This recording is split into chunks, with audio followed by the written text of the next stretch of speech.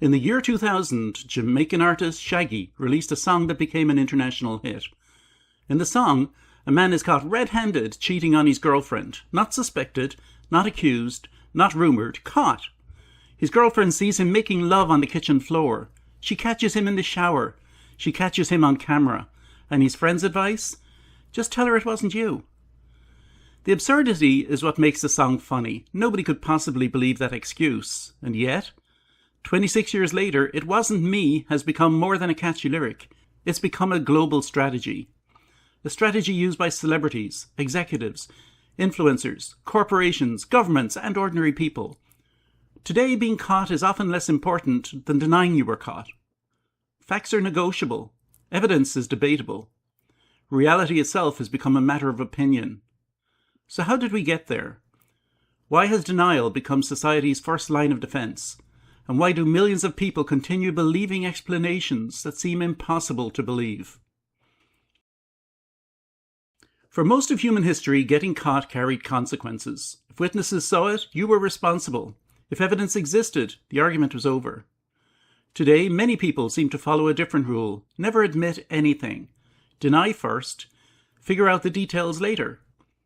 We've all seen the viral videos. A person caught stealing by security cameras insists they did nothing wrong. A driver recorded by multiple cameras claims the footage is misleading.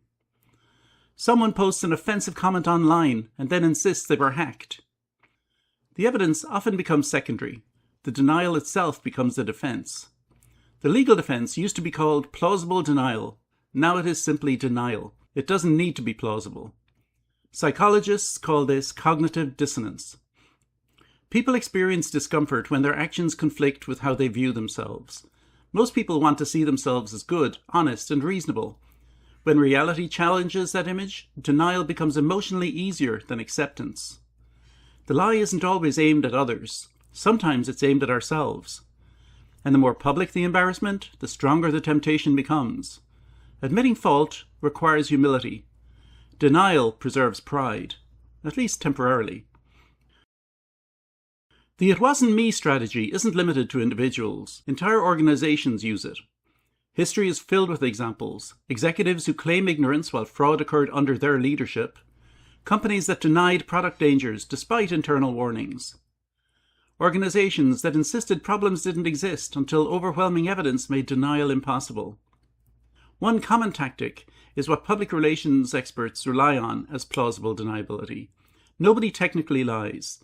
Nobody technically admits fault. Responsibility becomes so fragmented that no individual appears accountable.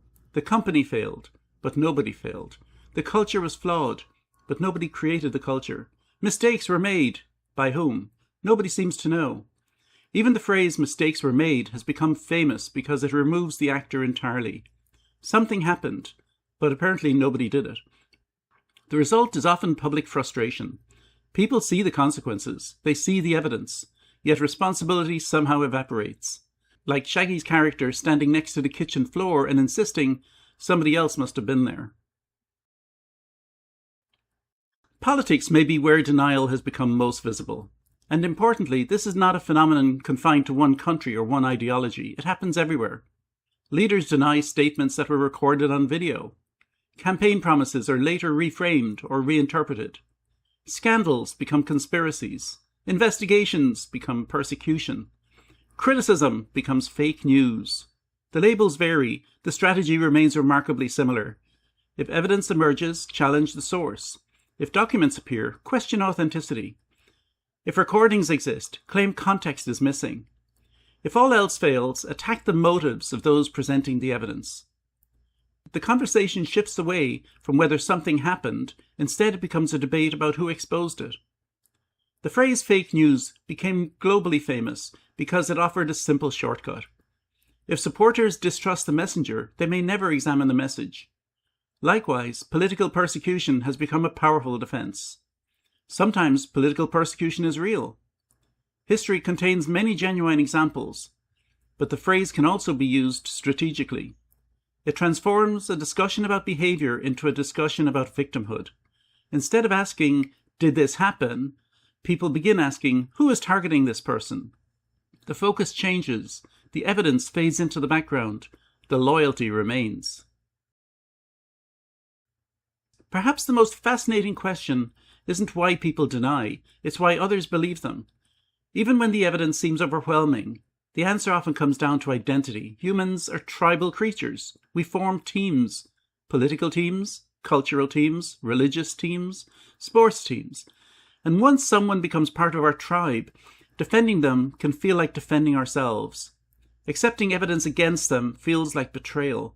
So people search for alternative explanations, any explanation, no matter how unlikely. A complicated conspiracy can become more attractive than a simple truth, because the conspiracy protects the identity we want to preserve. This is called motivated reasoning. We don't always evaluate information objectively. We often evaluate information based on whether we want it to be true. Facts become filtered through loyalty. The stronger the loyalty, the stronger the filter. And social media has supercharged this process. Algorithms often show us information that confirms what we already believe. The result is millions of personalized realities. Everyone has evidence, everyone has experts, everyone has proof, and nobody agrees on what's real.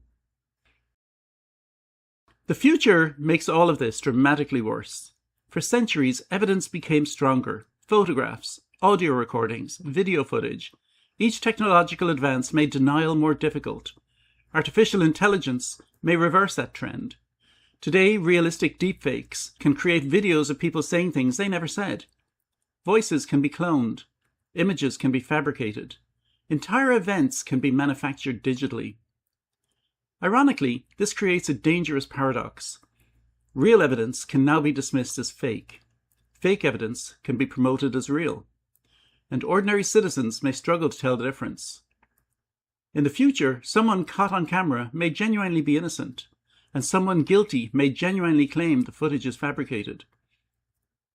The distinction becomes harder to prove. The age of "it wasn't me" may be entering its most powerful phase. Not because denial is becoming more convincing, but because certainty itself is becoming harder to achieve. The joke in Shaggy's song worked because everyone understood how ridiculous the excuse was. A man is caught on the kitchen floor, caught in the shower, caught on camera, and still says, "it wasn't me." The humour came from the obvious gap between reality and denial. Today that gap often feels much smaller. Denial has been normalised, expected, sometimes even admired. But every society depends on a shared understanding of reality. Without accountability, trust collapses. Without trust, institutions weaken. And without a common agreement on basic facts, every disagreement becomes impossible to resolve. The question isn't whether people will continue denying responsibility. They always will. The real question is whether the rest of us will continue pretending not to notice. Because eventually, if everybody says it wasn't me, who exactly is left responsible? Please hit subscribe, and thank you again for watching. Even moments that play out live in front of us become open to interpretation. We can physically see someone incite a mob into rioting and attacking Congress, only to be told later that we didn't see what we saw. There was no incitement. There was no mob. There was only a peaceful protest by true patriots. Don't believe what you saw. Believe what I tell you you saw.